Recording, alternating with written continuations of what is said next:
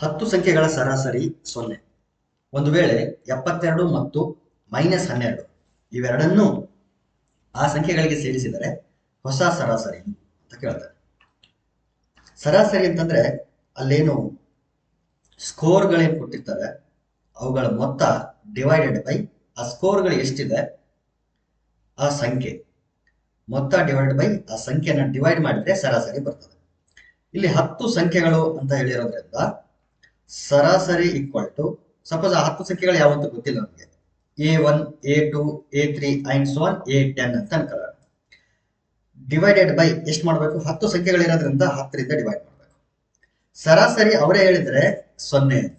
So 10 ಸಂಖ್ಯೆಗಳ ಸರಾಸರಿ ಮೊತ್ತ ಡಿವೈಡ್ ಬೈ ಸಂಖ್ಯೆ ಈಕ್ವಲ್ ಟು 0. 10ನ ಕ್ರಾಸ್ ಮಲ್ಟಿಪ್ಲೈ ಮಾಡಿದ್ರೆ A1 plus A2 plus and so on plus A10 equal to 0. 10 into 0 0. ಅಂದ್ರೆ ಈ 10 ಸಂಖ್ಯೆಗಳ ಮೊತ್ತ ಎಷ್ಟು ಬರ್ತಾ ಇದೆ ಅಂತಂದ್ರೆ 0 ಬರ್ತಾ ಇದೆ ಅಂತ ಅರ್ಥ. ಓಕೆ, ಇದು ಒಂದು ಕಂಡೀಷನ್ ಆಯ್ತು. ನೆಕ್ಸ್ಟ್ ಏನಂದ್ರೆ, ಒಂದು ವೇಳೆ 72 ಮತ್ತು -12 ಈ ಎರಡು ಸಂಖ್ಯೆಗಳನ್ನ ಹೊಸದಾಗಿ ಸೇರಿಸಿದ್ರೆ ಆಗ ಸರಾಸರಿ ಏನಾಗುತ್ತೆ ಅಂತ ಕೇಳ್ತಾರೆ. ಓಕೆ, ಸರಾಸರಿ ಎಲ್ಲ ಸಂಖ್ಯೆಗಳ ಮೊತ್ತ ಬೇಕಲ್ಲ, A1 plus A2 plus and so on plus A10 ಇವು 10 ಸಂಖ್ಯೆಗಳು ಪ್ಲಸ್ 72 ಪ್ಲಸ್ ಇಂಟು -12 ಅಂತಂದ್ರೆ -12 ಡೈರೆಕ್ಟ್ ಆಗಿ ಬರ್ಬಿಡ್ತೀನಿ. ಆಕ್ಚುಲಿ ಹಿಂಗ್ ಬರೀಬೇಕು, ಪ್ಲಸ್ ಆಫ್ -12 ಅಂತ ಬರೀಬೇಕು, ಪ್ಲಸ್ ಇಂಟು -12 ಆಗೋದ್ರಿಂದ ಡೈರೆಕ್ಟ್ ಆಗಿ ಬರ್ತೀನಿ. ಡಿವೈಡೆಡ್ ಬೈ ಎಷ್ಟು ಮಾಡಬೇಕು ಅಂತಂದ್ರೆ ಈಗ 12 ಮಾಡಬೇಕು. ಯಾಕಂದ್ರೆ ಟೋಟಲ್ ನಂಬರ್ಗಳು ಎಷ್ಟಿದೆ ಅಂತಂದ್ರೆ 12 ಇದೆ ಇಲ್ಲಿ. ಈ 10 11 12 ನಂಬರ್ಗಳು. ಈ 10 ಸಂಖ್ಯೆಗಳ ಮೊತ್ತ ನಮ್ಗೆ ಗೊತ್ತಿದೆ ಇಲ್ಲಿ 0 ಅಂತ. ಹಾಗಾಗಿ ಈ ಮೊತ್ತಕ್ಕೆ 0 ಅಂತ ಹಾಕಿ. 0 ಪ್ಲಸ್ 72 -12 ಅಂತಂದ್ರೆ 60 ಡಿವೈಡೆಡ್ ಬೈ 12. 60 plus 0 60 by 12. 12 ಅಂದ್ರೆ 12 ಇಲ್ಲ 60. ಸೊ ಹೊಸ ಸರಾಸರಿ ಎಷ್ಟಾಗಿರುತ್ತದೆ ಅಂತಂದ್ರೆ 5. So option 2 correct. ಕೊಟ್ಟಿರುವ ದತ್ತಾಂಶಕ್ಕೆ ಸಂಬಂಧಿಸಿದಂತೆ ಕೆಳಗಿನ ಯಾವುದು ಸರಿಯಾಗಿದೆ? ಸರಾಸರಿ ಈಕ್ವಲ್ ಟು ಮಧ್ಯಾಂಕ ಈಕ್ವಲ್ ಟು ಬಹುಲಕ, ಸರಾಸರಿ ಈಕ್ವಲ್ ಟು ಬಹುಲಕ, ಬಹುಲಕ ಈಕ್ವಲ್ ಟು ಮಧ್ಯಾಂಕ, ಸರಾಸರಿ ಈಕ್ವಲ್ ಟು 5 ಈ ರೀತಿ ಕೊಟ್ಟಿದ್ದಾರೆ. ಅಂದ್ರೆ ನಾವು ಸರಾಸರಿ ಕಂಡುಹಿಡಿಬೇಕು, ಬಹುಲಕ ಕಂಡುಹಿಡಿಬೇಕು, ಮಧ್ಯಾಂಕ ಕಂಡುಹಿಡಿಬೇಕು. ಸರಾಸರಿ ಯಾವ ರೀತಿ ಕಂಡುಹಿಡಿತೀವಿ ಅಂತಂದ್ರೆ ಎಲ್ಲಾ ಸಂಖ್ಯೆಗಳನ್ನ ಕೂಡಿಸ್ತೀವಿ, ಡಿವೈಡ್ ಬೈ ಆ ಎಷ್ಟು ಸಂಖ್ಯೆಗಳು ಇರ್ತಾವೋ ಅಷ್ಟು ಸಂಖ್ಯೆಗಳನ್ನ ಡಿವೈಡ್ ಮಾಡ್ತೀವಿ, ಅದು ಸರಾಸರಿ. ಮಧ್ಯಾಂಕ ಅಂತಂದ್ರೆ ಕೊಟ್ಟಿರೋ ಸಂಖ್ಯೆಗಳನ್ನ ಇನ್ಕ್ರೀಸಿಂಗ್ ಆರ್ಡರ್ ಅಥವಾ ಡಿಕ್ರೀಸಿಂಗ್ ಆರ್ಡರ್ ಅಲ್ಲಿ ಬರೀಬೇಕು, ಅಥವಾ ಅಸೆಂಡಿಂಗ್ ಆರ್ಡರ್ ಡಿಸೆಂಡಿಂಗ್ ಆರ್ಡರ್ ಆದ್ರೆ ಯಾವ್ದಾದ್ರು ಒಂದರಲ್ಲಿ ಬರೋದು. ಆಡ್ ನಂಬರ್ಸ್ ಇತ್ತು ಅಂತಂದ್ರೆ ಮಧ್ಯದಲ್ಲಿ ಒಂದೇ ಒಂದು ನಂಬರ್ ಉಳಿತದೆ, ಅದನ್ನ ಮಧ್ಯಾಂಕ ಅಂತ ಕರೀತೀವಿ. ಈವನ್ ನಂಬರ್ಸ್ ಇತ್ತು ಅಂತಂದ್ರೆ, ಈವನ್ ನಂಬರ್ಸ್ ಅಂತಂದ್ರೆ 4 ನಂಬರ್ಗಳು 6 ನಂಬರ್ಗಳು ಈ ರೀತಿ ಹೇಳೋದು. ಆ ನಂಬರ್ ಕೊಟ್ಟಿರ್ತಕ್ಕಂಥ ನಂಬರ್ಗಳು ಈವನ್ ನಂಬರ್ಸ್ ಆಡ್ ನಂಬರ್ಸ್ ಅದನ್ನ ಹೇಳೋದು. ನಂಬರ್ಸ್ ಗಳು ಈವನ್ ನಂಬರ್ಸ್ ಇತ್ತು ಅಂದ್ರೆ 5 3 5 ನಂಬರ್ಸ್ ಕೊಟ್ಟಿದ್ರು, 7 ನಂಬರ್ಸ್ ಕೊಟ್ಟಿದ್ರು, 9 ನಂಬರ್ಸ್ ಕೊಟ್ಟಿದ್ರು, ಇವು ಆಡ್ ನಂಬರ್ಸ್ ಅಲ್ಲಿ ಇರೋದು. ಆ ರೀತಿ ಕೊಟ್ಟಾಗ ಆ ಕಡೆ ಒಂದಷ್ಟು ನಂಬರ್ಸ್ ಈ ಕಡೆ ಒಂದಷ್ಟು ನಂಬರ್ಸ್ ಬಿಟ್ಟಾಗ ಮಧ್ಯದಲ್ಲಿ ಒಂದು ಅಂಕಿ ಉಳಿತದೆ, ಅದು ಮಧ್ಯಾಂಕ. ಆಡ್ ನಂಬರ್ಸ್ ಕೊಟ್ಟಾಗ. ಈವನ್ ನಂಬರ್ಸ್ ಅಲ್ಲಿ ಕೊಟ್ಟಾಗ ಮಧ್ಯದಲ್ಲಿ 2 ನಂಬರ್ಗಳು ಉಳಿತವೆ, ಆ 2 ನಂಬರ್ಗಳ ಅವರೇಜ್ ತಗೋಬೇಕು ನಾವು. ಅಂದ್ರೆ 2ನ್ನ ಆಡ್ ಮಾಡಿ ಡಿವೈಡ್ ಬೈ 2 ಮಾಡಿದ್ರೆ ಅದು ಮಧ್ಯಾಂಕ ಆಗಿರ್ತದೆ. ಇದು ಮಧ್ಯಾಂಕನ ಕಂಡುಹಿಡಿತಕ್ಕಂಥ ರೀತಿ. ಬಹುಲಕ ಅಂತಂದ್ರೆ ಯಾವ ಒಂದು ಸ್ಕೋರ್ ಜಾಸ್ತಿ ಟೈಮ್ ರಿಪೀಟ್ ಆಗಿರುತ್ತೆ ಅದನ್ನ ಬಹುಲಕ ಅಂತ ಕರಿತೀವಿ. ಇಂಗ್ಲಿಷ್ ಅಲ್ಲಿ ಸರಾಸರಿಗೆ ಆವರೇಜ್ ಅಂತ ಹೇಳ್ತೀವಿ, ಅಥವಾ ಮೀನ್ ಅಂತಾನೂ ಹೇಳ್ತೀವಿ. ಮಧ್ಯಾಂಕಕ್ಕೆ ಮೀಡಿಯನ್ ಅಂತ ಹೇಳ್ತೀವಿ, ಬಹುಲಕಕ್ಕೆ ಮೋಡ್ ಅಂತ ಹೇಳ್ತೀವಿ. ರೈಟ್, ಈಗ ಮೂರನ್ನು ನಾವ್ ಏನ್ ಮಾಡ್ಬೇಕು, ಈಗ ಕಂಡುಹಿಡಿದು ಅವು ಯಾವುದು ಓಕೆ ಆಗ್ತದೆ. ಸರಾಸರಿ ಮಧ್ಯಾಂಕ ಬಹುಲಕ 3 ಸೇಮ್ ಇರ್ತಾವೋ, ಅಥವಾ ಸರಾಸರಿ ಮತ್ತು ಬಹುಲಕ ಸೇಮ್ ಇರ್ತದೋ, ಬಹುಲಕ ಮತ್ತು ಮಧ್ಯಾಂಕ ಸೇಮ್ ಇರ್ತವೋ, ಈ ಆಪ್ಷನ್ ನಾವೀಗ ವೆರಿಫೈ ಮಾಡ್ಬೇಕು. ಫಸ್ಟ್ ಏನ್ ಮಾಡೋಣ, ಸರಾಸರಿ ಕಂಡುಹಿಡಿಯೋಣ. ಸರಾಸರಿ ಕಂಡುಹಿಡಿಬೇಕಂದ್ರೆ ಎಲ್ಲಾ ಸ್ಕೋರ್ ಗಳನ್ನ ಆಡ್ ಮಾಡ್ಬೇಕು. -1 ಪ್ಲಸ್ 3 ಅಂದ್ರೆ 2, 2 plus 2 4, 4 plus 1 5, 5 plus 6 11, 11 plus 8, 11 plus 8 ಅಂದ್ರೆ 19, 19 ಪ್ಲಸ್ 5, 19 ಪ್ಲಸ್ 5 ಅಂದ್ರೆ 24, 24 ಪ್ಲಸ್ 10 34, 34 ಪ್ಲಸ್ 11, 34 11 ಅಂತಂದ್ರೆ 45, 45 ಪ್ಲಸ್ 5 50, ಆಡ್ ಮಾಡಿದ್ರೆ 50 ಬಂತು. ಡಿವೈಡೆಡ್ ಬೈ ಎಷ್ಟು ಸ್ಕೋರ್ ಇದೆ ಅಷ್ಟರಿಂದ ಡಿವೈಡ್ ಮಾಡಬೇಕು. 1 2 3 4 5 6 7 8 9 10 11. ಸೊ ಸ್ಕೋರ್ಸ್ ಎಷ್ಟಿದೆ ಅಂದ್ರೆ 11 ಇದೆ. 5 6 7 8 9 10 11 ಡಿವೈಡ್ ಮಾಡಿದ್ರೆ 11 1 ಜಾ 11 4 ಜಾ 44 4 ಪಾಯಿಂಟ್ ಸಮಥಿಂಗ್ ಅಲ್ಲಿ ಬರ್ತದೆ. 11 ಇರೋದ್ರಿಂದ ಮಧ್ಯದಲ್ಲಿ ಒಂದೇ ಅಂಕಿ ಉಳಿತದೆ. ಸೊ ಮಧ್ಯಾಂಕ ಯಾವುದೇ ಕಾರಣಕ್ಕೂ ಪಾಯಿಂಟ್ ಅಲ್ಲಿ ಬರಕ್ ಸಾಧ್ಯ ಇಲ್ಲ. ಅಂದ್ರೆ ಇಷ್ಟು ಸಂಖ್ಯೆಗಳಲ್ಲೇ ಯಾವುದೋ ಒಂದು ಸಂಖ್ಯೆ ಮಧ್ಯಾಂಕ ಆಗಿರ್ತದೆ.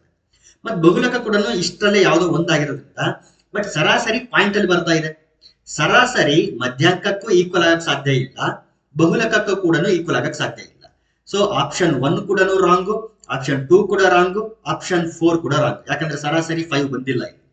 ಸೊ ಇದರಿಂದ ಒಂದೇ ಒಂದು ಗೊತ್ತಾಗೋದು ನಮ್ಗೆ ಏನಂತಂದ್ರೆ ಆಪ್ಷನ್ 3. ಅಂದ್ರೆ ಇಲ್ಲಿ ಬಹುಲಕ ಮತ್ತು ಮಧ್ಯಾಂಕ ಕಂಡಿಡದೇ ಇಲ್ಲ. ನಾವು ಒಂದು ಕಾಮನ್ ಸೆನ್ಸ್ ಯೂಸ್ ಮಾಡಿ ನಾವು ಆನ್ಸರ್ ಮಾಡಿದ್ವಿ.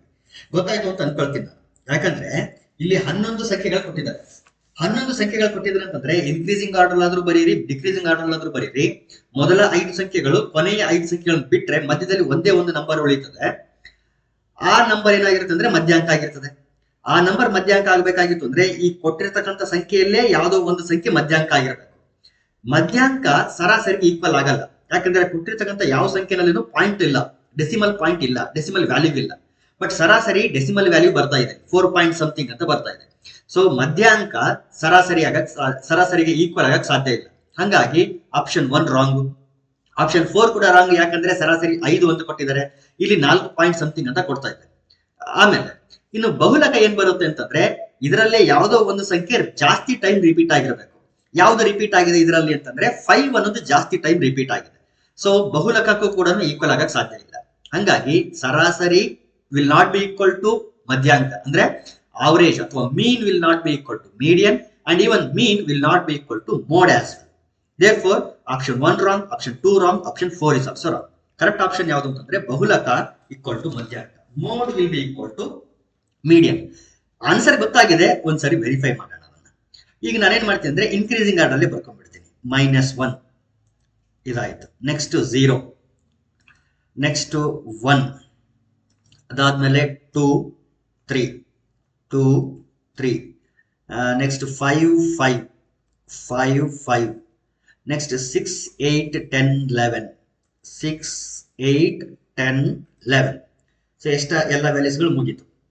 ಈಗ ಮೊದಲನೇ 5 ನಂಬರ್ಗಳನ್ನ ಬಿಟ್ಬಿಡಿ. 11 ಸಂಖ್ಯೆಗಳು ಇರೋದ್ರಿಂದ ಮೊದಲ 5 ಕೊನೆಯ 5 ಬಿಟ್ಬೇಡ. 1 2 3 4 5 ಈ 5 ನಂಬರ್ಗಳನ್ನ ಬಿಡಿ. ಈ ಕಡೆ 1 2 3 4 5 ಈ 5 ಸಂಖ್ಯೆಗಳನ್ನ ಬಿಡಿ. ಈ 5 ಏನು ಅಂತಂದ್ರೆ ಮಧ್ಯಾಂಕ, ಮೀಡಿಯನ್. ಸೊ ಮಧ್ಯಾಂಕ ಈಕ್ವಲ್ ಟು ಎಷ್ಟು? 5. ಈಗ ಬಹುಲಕ ಅಂತಂದ್ರೆ ಯಾವ್ದು ಜಾಸ್ತಿ ಟೈಮ್ ರಿಪೀಟ್ ಆಗಿದೆ.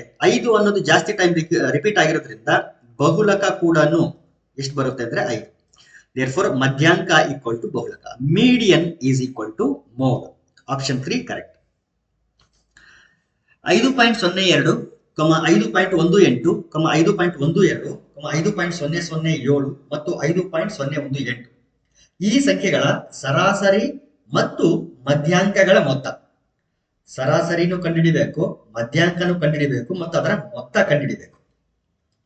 ಸರಾಸರಿ ಕಂಡುಹಿಡಿಬೇಕಂದ್ರೆ ಎಲ್ಲ ವ್ಯಾಲ್ಯೂಗಳನ್ನ ಆಡ್ ಮಾಡಬೇಕು. 5.02, 5.18, 5.12, 5.007, 5.018 ಇಷ್ಟಿದೆ. ಆಡ್ ಮಾಡಿದ್ರೆ 7 7 15 ದಶಕ 1, 8 2 10, 10 2 12, 2 14 4 ದಶಕ 1, 1 2 3, 5 10 15 20 25 25.345 ಇದು ಮೊತ್ತ ಆಯಿತು. 25.345 ಮೊತ್ತ ಡಿವೈಡೆಡ್ ಬೈ ಸಂಖ್ಯೆಗಳು ಎಷ್ಟು ಕೊಟ್ಟಿರೋದು ಅಂದ್ರೆ 1 2 3 4 5 ಸಂಖ್ಯೆಗಳು ಕೊಟ್ಟಿದ್ದಾರೆ. 5 ಇಂದ ಡಿವೈಡ್ ಮಾಡಬೇಕು. 5 5 25 ಪಾಯಿಂಟ್ 0, 5 6 30, 5 9 45 ಇದು ಸರಾಸರಿ 5.069. This is the mean of the given data. Mean ಸಿಕ್ತು ಅಷ್ಟೇ, ಸರಾಸರಿ ಸಿಕ್ತು. ಈಗ ಮಧ್ಯಾಂಕ ಕಂಡುಹಿಡಿಬೇಕು. ಮಧ್ಯಾಂಕ ಕಂಡುಹಿಡಿಬೇಕು ಅಂದ್ರೆ ಇನ್ಕ್ರೀಸಿಂಗ್ ಆರ್ಡರ್ ಅಥವಾ ಡಿಕ್ರೀಸಿಂಗ್ ಆರ್ಡರ್ ಬರೀಬೇಕು. ಇದರಲ್ಲಿ ಪೂರ್ತಿ ಚಿಕ್ಕ ಸಂಖ್ಯೆ ಯಾವುದು ಅಂತಂದ್ರೆ 5.007. 5.007 ಪೂರ್ತಿ ಚಿಕ್ಕದು. ಅದಾದ್ಮೇಲೆ 5.018 ನೆಕ್ಸ್ಟ್ ನಂಬರ್. ನೆಕ್ಸ್ಟ್ 5.02, ಅದಾದ್ಮೇಲೆ 5.18, ನೆಕ್ಸ್ಟ್ ಒನ್ 18 ಅಲ್ಲ 12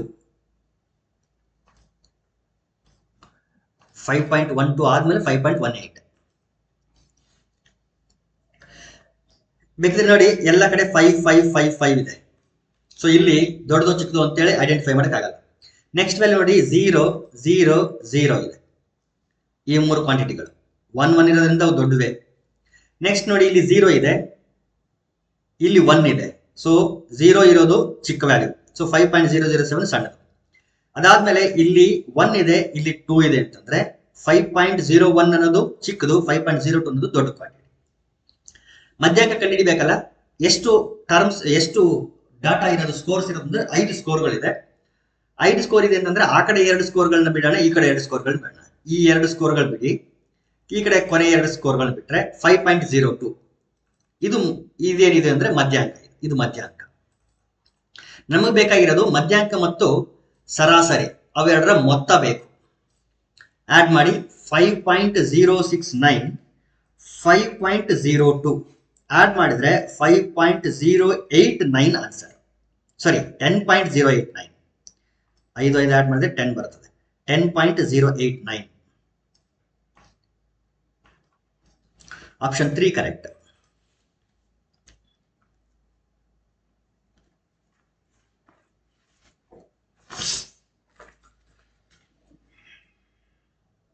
ನೆಕ್ಸ್ಟ್ ಒನ್ 6, 6, 9, 14, 8, 9, 9, 8 ಈ ದತ್ತಾಂಶಗಳ ಮಧ್ಯಾಂಕ, ಬಹುಲಕ ಮತ್ತು ವ್ಯಾಪ್ತಿಗಳ ಸರಾಸರಿ. ಮಧ್ಯಾಂಕ ಬೇಕು, ಬಹುಲಕ ಬೇಕು. ಮಧ್ಯಾಂಕ ಬೇಕು ಅಂತಂದ್ರೆ ಇನ್ಕ್ರೀಸಿಂಗ್ ಆರ್ಡರ್ ಅಥವಾ ಡಿಕ್ರೀಸಿಂಗ್ ಆರ್ಡರ್ ಅರೇಂಜ್ ಮಾಡಬೇಕು.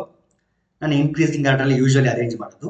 6, 6, 8 ನೋಡಿ, ಇದು 2 ಆಯ್ತು. 6, 6 ಆಯ್ತು. 8, 8 ಆಮೇಲೆ 9, 9, 9 3 ಟೈಮ್ಸ್ ಇದೆ. 9, 9, 9 ಆಫ್ಟರ್ ದಟ್ 14. ಓಕೆ, ಮಧ್ಯಾಂಕ ಕಂಡುಹಿಡಿಬೇಕಲ್ಲ. ಎಷ್ಟು ನಂಬರ್ಗಳು ಕೊಟ್ಟಿದ್ರೆ 1, 2, 3, 4, 5, 6, 7, 8 ಇದೆ. 8 ಇದೆ ಅಂದ್ರೆ ಈ ಕಡೆ ಒಂದು ಬಿಡ್ರಿ, ಈ ಕಡೆ ಒಂದು ಬಿಡ್ರಿ.